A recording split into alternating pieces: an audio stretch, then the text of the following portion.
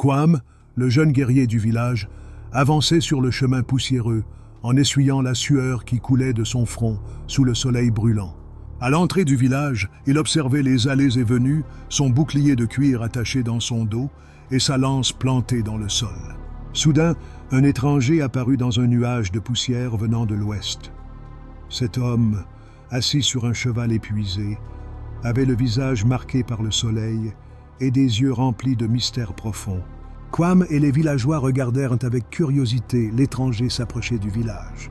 L'étranger, à peine descendu de son cheval, observa attentivement les environs et se dirigea vers la place du village. Kwame suivit l'étranger, toujours sur ses gardes. L'étranger s'arrêta au marché et, regardant autour de lui, parla à voix basse d'une dague du roi ancien, affirmant que cette arme légendaire pouvait protéger le village des anciennes menaces.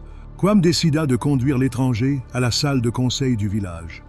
Cet endroit, situé sous l'ombre d'un grand chêne, était une structure ronde en terre battue où se réunissaient les anciens du village. À l'intérieur, les anciens et les conseillers du village étaient rassemblés, impatients d'entendre les paroles de cet étranger mystérieux. Quand l'étranger commença à parler, sa voix résonna dans toute la salle. La dague n'est pas qu'une légende, c'est une véritable source de pouvoir, dit-il. Mais il faut la trouver avant qu'elle ne tombe entre de mauvaises mains. À ce moment-là, un cri venant de l'extérieur interrompit tout le monde. Kwame se précipita dehors et vit son ami Makena se faire emmener de force par l'un des hommes du conseiller du village.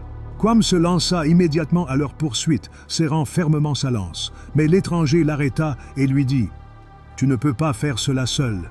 Tu dois trouver la dague et utiliser son véritable pouvoir, tout en lui faisant un signe. » C'est à cet instant que Kwame prit sa décision. Il allait faire confiance à l'étranger. Mais alors que l'étranger allait révéler l'emplacement de la dague, une flèche le frappa soudainement.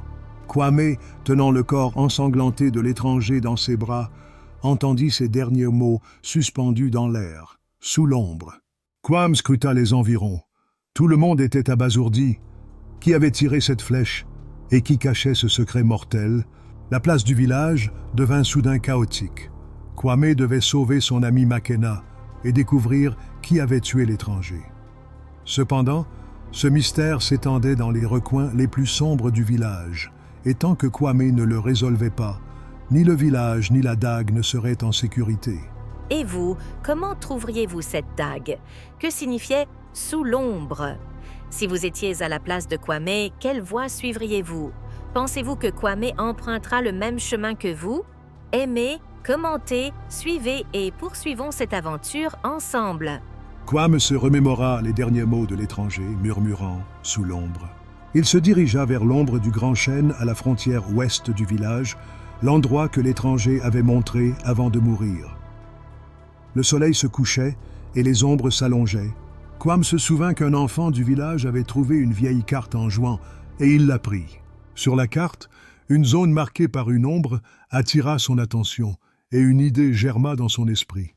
Kwame partit pour sauver son ami Makena et trouver la dague qui protégerait le village. Il emmena avec lui seulement quelques amis en qui il avait confiance. À minuit, ils arrivèrent au grand chêne et trouvèrent une grande plaque de pierre partiellement enfouie dans le sol. Sur la plaque se trouvaient des symboles royaux et une série d'inscriptions anciennes. En soulevant la pierre, Kwame et ses amis découvrirent l'entrée d'une grotte. L'intérieur de la grotte était couvert de fresques anciennes et d'artefacts poussiéreux. Kwame observa les fresques montrant un guerrier utilisant la dague pour protéger le village. Les images indiquaient que la dague se trouvait dans la partie la plus profonde de la grotte, posée sur un autel de pierre. Alors que Kwame et ses amis s'aventuraient dans les profondeurs de la grotte, des sons étranges et des bruits de vent emplirent leurs oreilles. Enfin, lorsqu'ils éclairèrent l'autel, ils virent la dague. Mais à cet instant, les hommes du conseiller les rattrapèrent. Un combat s'engagea. Kwame, maniant sa lance avec maîtrise, neutralisa ses ennemis. Finalement, il s'empara de la dague. Celle-ci brillait intensément et semblait s'animer dans ses mains. Cette arme ancienne donna à Kwame le pouvoir de protéger son village. Kwame retourna rapidement au village et révéla aux habitants la véritable nature du conseiller. Ce dernier, mu par son ambition de pouvoir, avait mis le village en danger. Kwame levant la dague, se proclama le nouveau protecteur du village. Makena et les autres villageois emprisonnés furent libérés. La paix et l'harmonie furent rétablies dans le village. À la fin de la journée, Kwame se tint devant la tombe de l'étranger, sous l'ombre du grand chêne. « Je te le promets, dit-il, je protégerai ce village. » Et la dague brilla sous les derniers rayons du soleil.